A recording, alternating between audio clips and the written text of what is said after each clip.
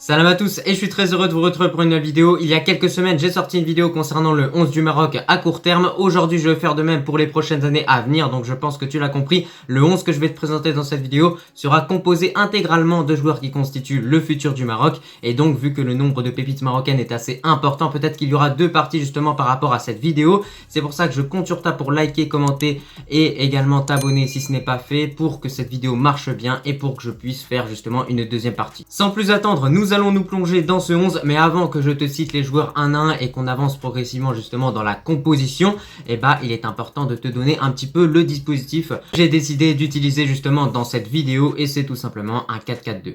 Tout d'abord, au poste de gardien, j'ai décidé d'aligner en tant que titulaire Elias Mago, joueur qui a 18 ans et qui évolue du côté des jeunes du Standard de Liège. Par rapport à l'avenir et au futur des gardiens marocains, de base, la priorité était réellement donnée à Sami Tlemceni, donc jeune gardien qui évolue du côté de Chelsea, mais au final, il a décidé de tourner le dos au Maroc pour aller du côté de l'Algérie. Dans un communiqué, il a expliqué ce choix comme un choix sportif, alors qu'au final, d'un côté, nous avons une équipe qui a été demi-finaliste de la dernière Coupe du Monde, et de l'autre côté, une équipe qui n'a pas du tout été qualifiée justement à cette Coupe du Monde-là. Donc c'est un petit peu incompréhensible à comprendre, mais pas de problème, Sami Tlemceni, tu peux partir. De l'autre côté, nous avons Elias Mago. En 2020, il a d'ailleurs été élu meilleur portier de l'Euro Youth Cup. Et justement, Elias Mago, c'est un gardien qui possède plusieurs qualités. Tout d'abord, c'est un bon relanceur. Il a également un bon jeu au pied et au niveau des parades, il est bon. Donc j'ai envie de vous dire que de façon générale, il a tout le package pour être un bon gardien. Concernant le Maroc, pas de souci pour Elias Mago étant donné qu'il a déjà effectué ses débuts avec les jeunes et ils ont plutôt été prometteurs. Donc je pense que de façon générale, avec tout ce que je viens de te dire justement à l'instant, Elias Mago est un joueur qui mérite totalement sa place dans ce 11 de pépites marocaines. Dans la continuité de ce 11 pour la défense, nous allons directement commencer avec le défenseur droit et j'ai décidé de mettre Achraf Hakimi. Et oui, il faut pas l'oublier, il a seulement 24 ans,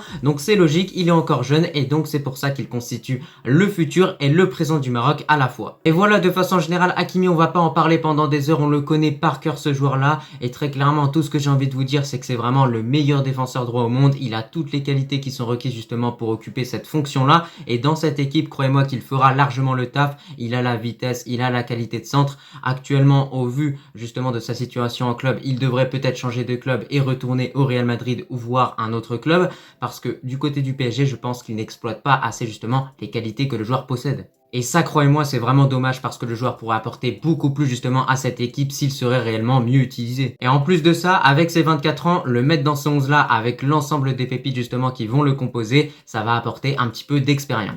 De l'autre côté, au poste de défenseur gauche, j'ai décidé d'aligner Adam Aznou. Alors il a seulement 16 ans, il évolue du côté du Bayern au poste de défenseur gauche et récemment, il a d'ailleurs effectué ses débuts à l'entraînement avec justement l'équipe A, c'est-à-dire les pros. Donc il a joué avec Alphonso Davies, Joshua Kimmich et plein d'autres joueurs du Bayern. Donc c'est quand même assez fou de se rendre compte que ce joueur est réellement à rien du tout justement d'être une future pépite parce que si à l'âge de 16 ans, ils le font jouer avec les A, c'est que le Bayern mise beaucoup justement sur ce joueur-là. Et c'est grâce notamment à de bonnes performances avec les jeunes du Bayern qu'il a pu du coup s'entraîner directement avec les A. Mais sinon, de façon générale, nous avons un défenseur gauche qui a plutôt un style offensif, qui est bon techniquement et qui peut beaucoup apporter à une équipe notamment au niveau des centres. Il est devenu un titulaire indiscutable avec les jeunes du Bayern et en 10 matchs, il a inscrit 2 buts et délivré 2 passes décisives. Maintenant, pour les défenseurs centraux, tout d'abord, nous allons nous intéresser à Chadi Riyad qui est clairement une source d'avenir pour le Barça parce qu'il a seulement 19 ans et a déjà été convoqué à plusieurs reprises avec les A.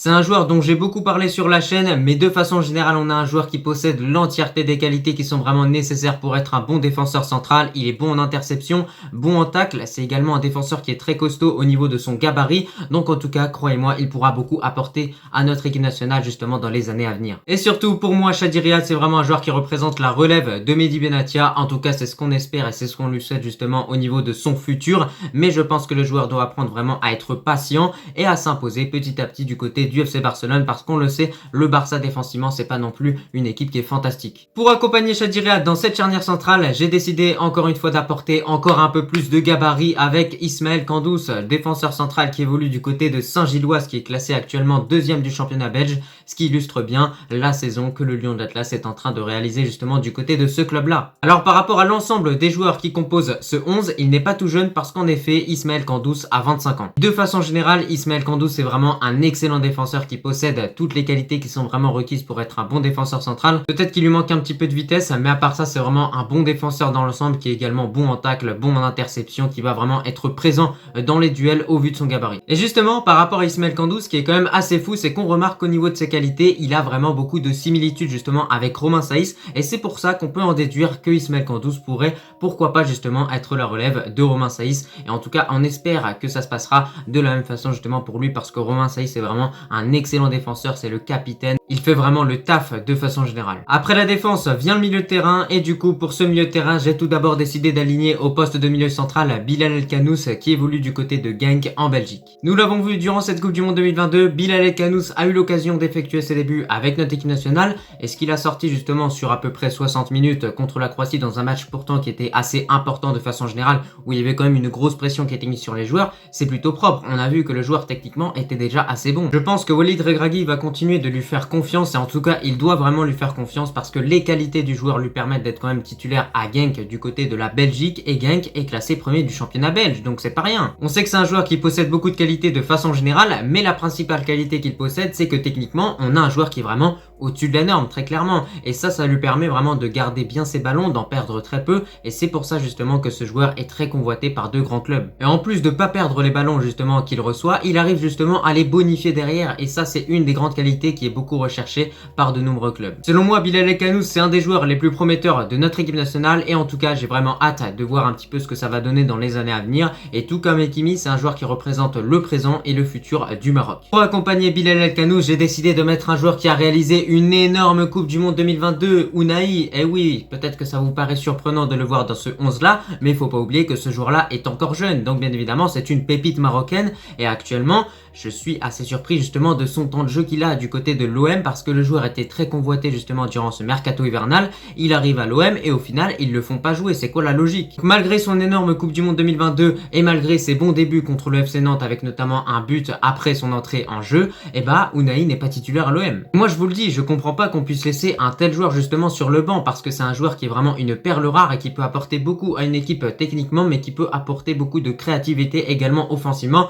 On sait que c'est un des meilleurs dribbleurs de Ligue 1, donc clairement il peut faire des différences et obtenir pourquoi pas des pénaltys. Bref, en ce qui concerne le Maroc, il mérite totalement sa place dans ce 11 et représente le futur. Dans la continuité de cette composition au poste de milieu droit, j'ai décidé d'aligner Anas Zaroury, et contrairement à ce que l'on pourrait penser, il fait partie des Marocains les plus en forme pour cette saison 2022-2023. Et pas précisé avant, mais Anas Zaroury a seulement 22 ans. Et son club de Burnley, évoluant actuellement en Championship, devrait bientôt effectuer son retour en Première Ligue, en grande partie justement grâce à Anas Zaroury qui est impliqué dans beaucoup de buts justement avec cette équipe. Et je vous dis ça parce que Anas Zaroury possède de très bonnes statistiques en Championship avec cette équipe de Burnley. Pour moi, c'est un joueur qui est sous-coté, et j'identifie justement ce joueur comme un Sofiane Boufal, mais beaucoup plus efficace devant les buts. Selon moi, on s'en rend pas assez compte, mais Anas Zaroury, c'est vraiment un joueur d'avenir. De l'autre côté, au poste de milieu gauche, j'ai décidé d'aligner Abdé. Il a 21 ans, on sait ce qu'il vaut Abdé, il a énormément de potentiel, et du côté de Osasuna justement ça se reflète parce que petit à petit les bonnes performances commencent à s'enchaîner pour le Marocain qui a enchaîné les buts dernièrement. Ce prêt du côté de Osasuna est justement très intéressant pour le joueur parce que ça lui permet d'avoir un statut différent par rapport à celui qu'il aurait justement du côté du Barça. Du côté du Barça, il serait le troisième choix de Xavi, et du côté de Osasuna, soit il est remplaçant, soit il est directement titulaire. Mais ce qui est positif avec le fait que le joueur évolue du côté du FC Barcelone, c'est que le Barça a réellement un avenir justement qui est prévu pour ce joueur-là, et ils savent à quel point Abdé est vraiment un joueur d'avenir pour le Barça et pour le Maroc, donc ça c'est plutôt positif. Moi je vous le dis, Abdé c'est un joueur qui va continuer sa progression et qui va bientôt devenir un top player.